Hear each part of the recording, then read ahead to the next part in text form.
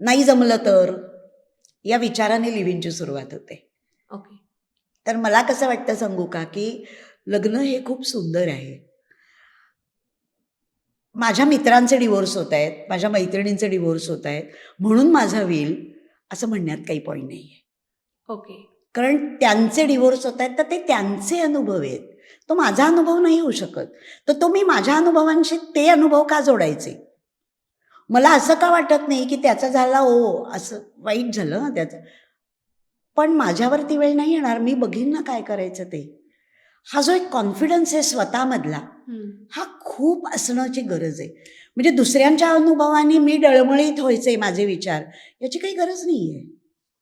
So मला म्हणून लिव्हिंगमध्ये राहायचं आहे का, हे पण एकदा तपासून बघावं ना, की का मला लिव्हिंगमध्ये राहायचं आहे, त्याच्या मागची कारणमीमांसा काय आहे.